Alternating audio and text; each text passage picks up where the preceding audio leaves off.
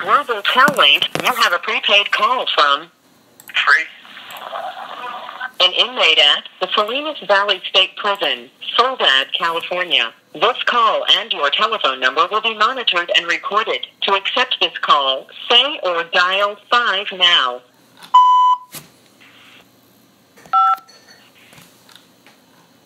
Thank you for using Global Tel Link. Hello. Hey, Free. It's good to hear your voice. And the same here, Rudy. How are you and Aaron? We're doing good. We're doing good. We went to church this morning, and it's been raining off and on all day, and we just been spending the evening at home. Good. I have my little list here of things, but I'm Okay. often unprepared because I sometimes don't know I'm going to get on the phone right when I do, and I just happen to have your file with me usually when I come out here out of the cell into the day room. I wanted to get into a few of the things here. Let me just look real quick. Oh, did you send me something that a copy of what Ken Massad sent you regarding Joan Harper? Remember we talked about that maybe my last or second to the last phone call? I do remember talking about a Joan Harper, and I can't remember the context, but I send out so many letters, and so many letters come in, it's hard for me to keep up. I do remember talking about a Joan Harper, though. I do remember talking about a Joan Harper. Joan Harper was the one that was on the phone with me when all Yes. Okay, that's right. Yep. Yes, that's right. So anyway, but Ken Massad had sent you something that you said he had actually typed up or word processed. Apparently word processed what I had handwritten to him, and of course that's what I wanted. I have not gotten a copy of that. I don't know if he sent me a copy or not. So I don't know if I don't want to put more burdens on you than are necessary. Maybe I should just wait a little bit to see if I get one from him. But if not, I wonder if you might be able to send me. I'm pretty sure I did mail you that. Yeah, he did. He did send me some stuff. And I do vaguely recall putting that in a letter to you. I'm almost positive I did, but I can't say 100%. But Okay.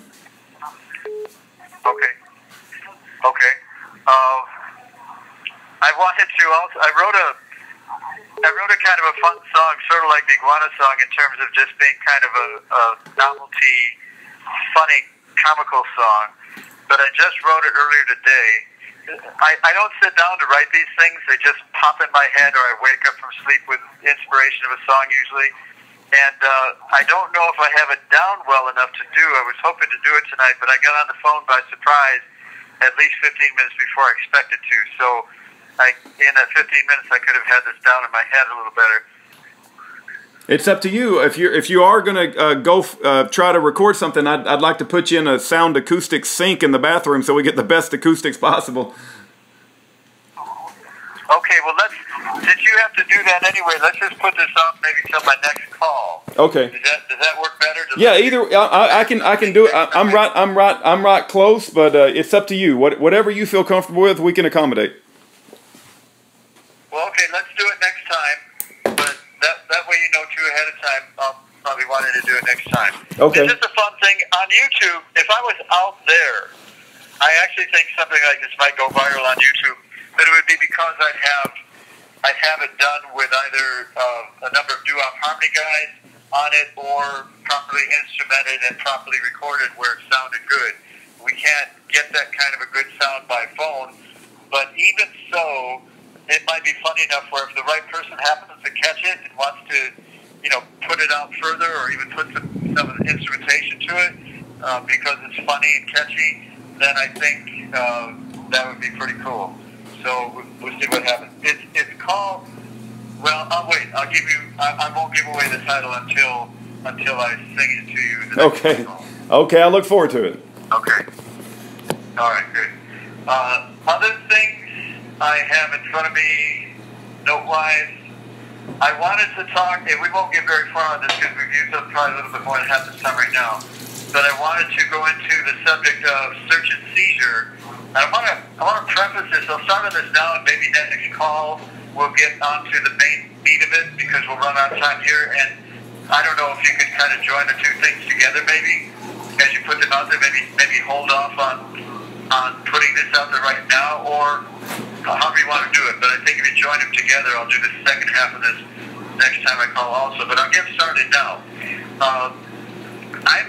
I want to give my position on search and seizure first. I'm as fed up as most good people out on the street with all the abuses of search and seizure. Like a guy can be just guilty as sin, caught with a smoking gun, but he gets cut loose scot-free and never gets prosecuted, can never be prosecuted because of some technicality in search and seizure. I want it to be known that I absolutely, that's deplorable to me, and I absolutely am against that, even though that's the law in our country. But having said that, those laws are in place for a good reason when the purpose is properly served. And in terms of things like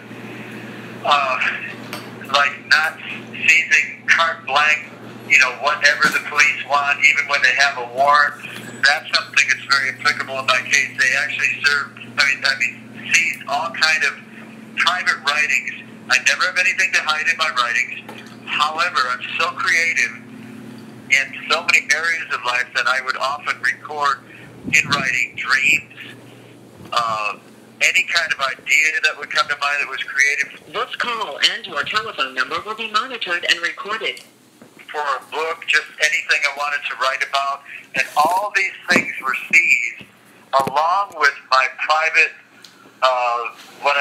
it's called a daily aid schedule book. It was actually a business schedule book where I was very busy.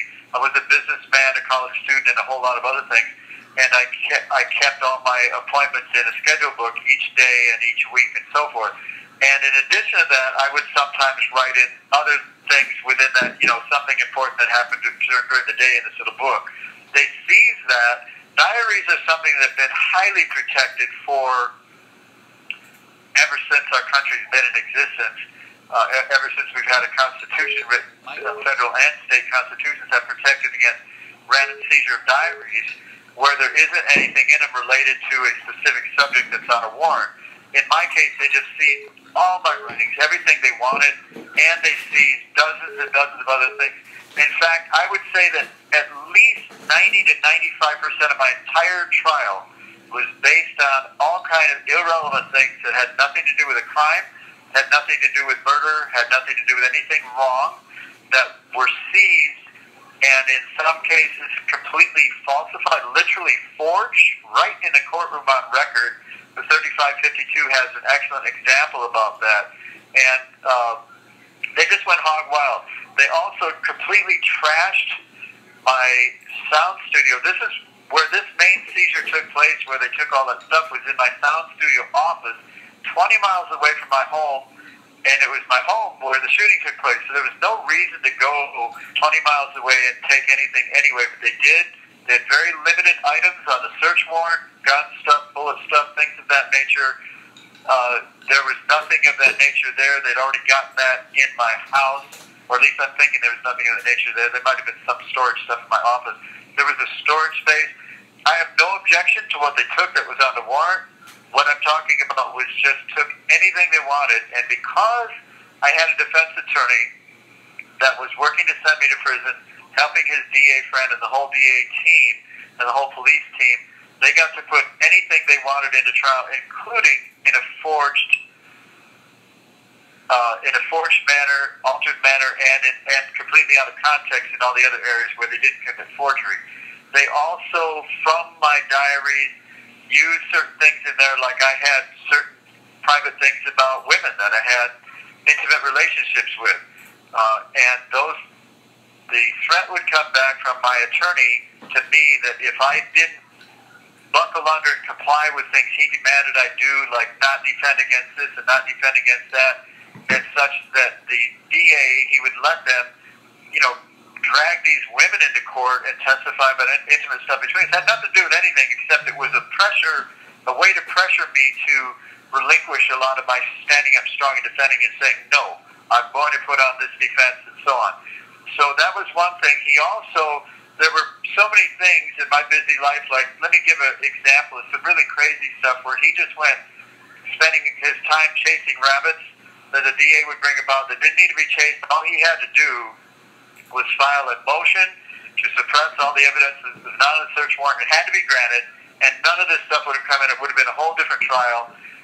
One example was I was an actor, as I think you know, we talked about that. I was an actor in film. I was an actor in some TV shows. I worked with Alan Funt, Mr. Candid Camera, on some things, and I was in some major movies, and that's besides the Buddy Holly stuff. So I had a resume, and it's standard language it's something of the art, whatever that term is, to the language in the acting field when you're building a resume. The photographs, the main photographs that you use in your resume are called headshots because they're a photographic shot of your face, your head.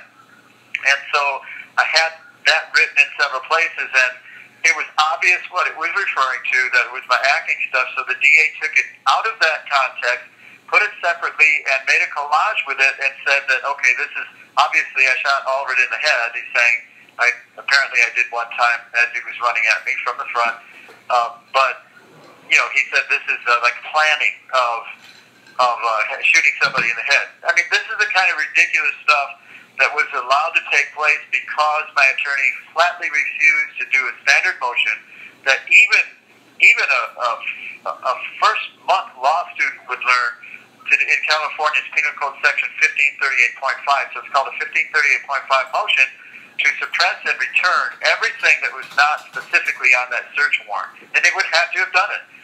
So I just want to show how outrageous my whole case and trial was based on the fact that this attorney refused to do that. There's also a section in the Penal Code. I know I mentioned this before in passing. I think it was when we did the radio interview, but I'll go into a little more detail here. You have 60 seconds remaining. Section 995 motion, which is a motion to dismiss the whole case based on, usually it's based on when the prosecution destroys evidence, falsifies evidence that can't be, you know, put back to its original condition, and, you know, gets caught planting evidence and so on. So that should have been done too, and he flatly refused to do those. Those are two standard motions that almost any first month law student would do. You have 30 seconds remaining. Even against a minor thing facing 6 months, let alone a murder case facing a so-called life sentence. So this is all we can get in this discussion. We'll talk some more about it in the next one, and I'll have the song ready for the next one. I will not be able to call you back a second time tonight as far as I can see. Okay. All right. We love you, Free. Hang in there, and we're praying for God to work a miracle.